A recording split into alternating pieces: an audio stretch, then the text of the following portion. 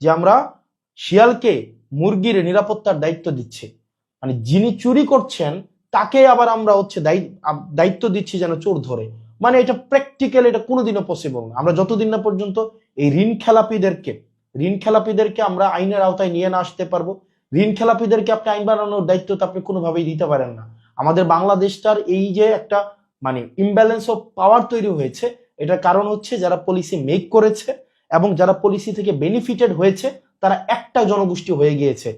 পাওয়ার এবং হচ্ছে এখানে বিউরোক্রেসি, তারপর হচ্ছে বিজনেসম্যান এবং আইন প্রণেতা যখন একসাথে হয়ে গিয়েছে, তখন এখান থেকে হচ্ছে ফেসিবাদের হচ্ছে এখান থেকেই উৎপত্তি শুরু হয়েছে। আপনি দেখেন, যিনি ঋণ খেলাপি আপনি তাকেই হচ্ছে সংসদে পাঠাচ্ছেন আইন বানানোর জন্য। মানে এটা প্রত্যেকটা রাজনৈতিক দলের কাছ থেকে এই বিষয়ে একটা আপনাদের নীতিমালা হওয়া উচিত ছিল যে আপনারা ঋণ খেলাপিদেরকে আপনারা সংসদে দেখতে চান না। এবং এই ঋণ খেলাপিরা দেশটাকে আপনি চিন্তা করুন, 17 বছর 20 বছর 25 বছর তারা ঋণ দেয় না, কিন্তু বিলাসী জীবন যাপন করে। এই ঋণের টাকাটা ঋণের টাকাটা কি ব্যাংকের টাকা? এটা আপনার আমার জনগণের এটা হচ্ছে টাকা। আপনারা দেখেছেন যে এই টাকাগুলা তারা হচ্ছে এই ঋণ খেলাপিরা বিদেশে পাচার করে, এই ঋণ খেলাপিরা এই টাকাগুলো নিয়ে বিদেশে বিলাসবহুল জীবনযাপন করে এবং বিদেশে বিলাসবহুল এই চুরির টাকা দিয়ে বিদেশে সন্তানদেরকে লেখাপড়া করায় এবং ওরা এসে আমাদেরকে হচ্ছে বলে ব্লাডি সিটিজেন। মানে টাকা দেশ থেকে চুরি করবে, আবার হচ্ছে আমাদেরকে বলবে ব্লাডি সিটিজেন। মানে চুরি তো চুরি, তার উপরে আবার হচ্ছে সিনাজুরি। আপনার এই ঋণ খেলাপিদেরকে যদি আবার আপনারা প্রতিরোধ না করতে পারেন, এই ঋণ খেলাপিদেরকে যদি আবার আপনারা সংসদে ঢুকার হচ্ছে আপনি সুযোগ করে দেন, পথ তৈরি করে দেন, বাংলাদেশ আবার পশ্চাৎপদে একটা যাত্রা শুরু করবে এবং এই ঋণ খেলাপিদেরকে আমাদেরকে হচ্ছে দমন করতে হবে। আপনি যারা জনগণ থেকে ঋণ নিয়ে সেই ঋণের টাকা পরিশোধ করে না, যারা একটা নির্বাচনকে স্রেফ তাদের ঋণ পরিশোধ করার উপর একটা উপলক্ষ হিসেবে নেয়, এই ধরনের জনপ্রতিনিধি আমরা বাংলাদেশে দেখতে চাই না। প্রত্যেকটা ঋণ খেলাপি যারা জনগণের থেকে টাকা নিয়ে এই টাকাটা ব্যাংকে কখনোই ফেরত দেননি। আপনারা হচ্ছেন ক্লাসিফাইড লোন হয়েছে আপনাদের, রিটার্ন অফ লোন হয়েছে আপনাদের জনগণের সামনে আপনাদের প্রতিনিধি হওয়ার কোনো ধরনের যোগ্যতা আপনাদের নাই। মানে ইটস ভেরি সিম্পল ইকুয়েশন। আপনি টাকাই দিচ্ছেন না, আপনি জনগণের টাকা মেরে দিচ্ছেন, আবার আপনি সংসদে যাবেন জনসেবা করতে। মানে এটা তো বাই কনফ্লিক্ট অফ ইন্টারেস্ট।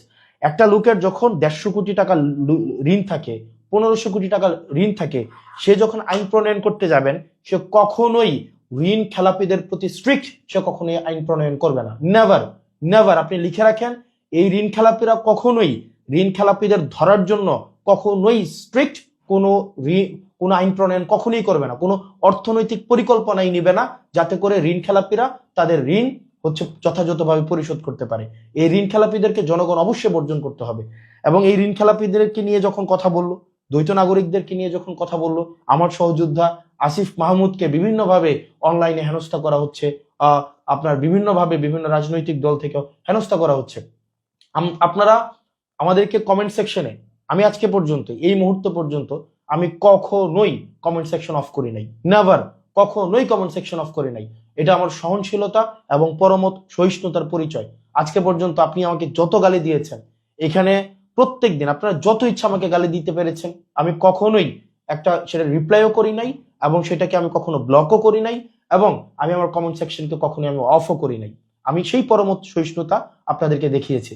আপনি যত ইচ্ছা গালি দিতে পারেন, আপনি যত ইচ্ছা আমাকে যা ইচ্ছা নেতিবাচক বলতে পারেন, কিন্তু দিন শেষে যেটা সত্য সেই সত্যটা আমরা বলবোই।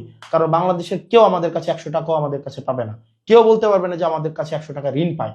কেউ বলতে পারবে না যে আমরা কারো কাছ থেকে হচ্ছে জনগণের টাকা মেরে দিয়েছি। একজনও বলতে পারবে না।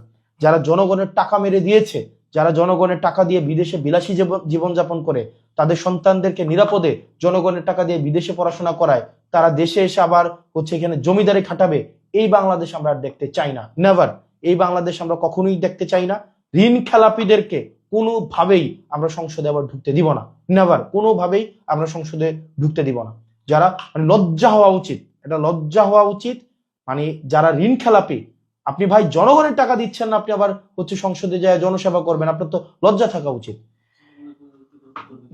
পরবর্তীতে হচ্ছে এবং সরকারকে, অন্তর্বর্তীকালীন সরকারকে এবং হচ্ছে নির্বাচন কমিশনকে এবং হচ্ছে আদালতকে এই বিষয়ে কঠোর ভূমিকা আপনাদেরকে পালন করতে হবে।